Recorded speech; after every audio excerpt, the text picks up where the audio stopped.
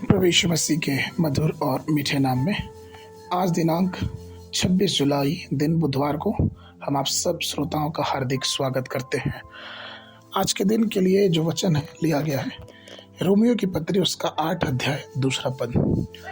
वचन कहता है, क्योंकि जीवन की आत्मा की व्यवस्था ने मसीह यीशु में मुझे पाप की और मृत्यु की व्यवस्था से स्वतंत्र कर दिया है। प्रियो, इस दुनिया में बहुत सारे नियम और कायदे हैं जिन्हें कानून कहा जाता है, जैसे विज्ञान के क्षेत्र में गुरुत्वाकर्षण का नियम या तैरने का नियम। वैसे ही बहुत सारे नियम और कानून हैं जो हमारे दैनिक जीवन को नियंत्रित करते हैं। कुछ उदाहरण सरकारी नियम के विषय में और कई नियम स्कूल में जाने वाले बच्चों के लिए, कई नियम समाज में रहने वाले लोगों के लिए लगाए गए हैं और कई बार इस नियम को तोड़ने के लिए सजा भी लगाई गई है कि जो नियम का उल्लंघन करेगा उसे ये सजा दी जाएगी। आज के पद में प्रियो हम देखेंगे कि नियम क्या है। नियम के 3 पहलू। पहले ये आत्मिक रूप की बात है, अर्थात पाप का नियम, दूसरा मृत्यु का नियम और तीसरा अनंत आत्मा का नियम। ये तीनों नियम आध्यात्मिक रूप से हैं और इनका शाश्वत प्रभाव पड़ता रहता है। पाप का नियम क्या है?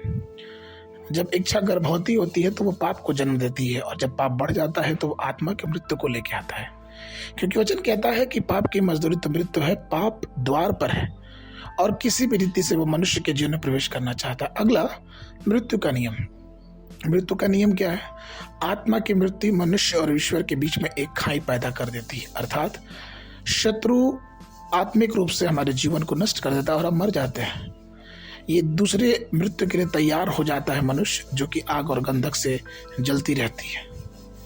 लेकिन तीसरा नियम जो परमेश्वर का वचन प्रेरित पौलुस कहता है और वो ये है आत्मा का नियम। यह आत्मा जब हम पढ़ते हैं बाइबल में कि ये मसीह यीशु की आत्मा है और ये नियम हमें सिखाता है कि हमें पाप से मुक्ति और पाप से अलगाव कैसे रहना है। ये नियम में जब हम चलते हैं तो हम ये पाते हैं कि हम अपने अभिशाप को तोड़ दें। हम ये पाते हैं कि कैसे हम शैतान की शक्तियों पे विजय पा सकते हैं। हम ये पाते हैं कि अपनी बीमारियों से कैसे ठीक हो सकते हैं, क्योंकि ये आत्मा का नियम है। जो लोग आत्मा के नियम पे नहीं चलते हैं वे पाप और मृत्यु के द्वारा दबे रहते हैं और वो नहीं समझ पाते कि हमारा परमेश्वर कितना महान है और कैसे वो हमको आत्मा में छुड़ाता है। और ऐसे लोग अपने आप को, अपने जीवन को अभागा समझते हैं और हमेशा ही इधर उधर भटकते रहते हैं।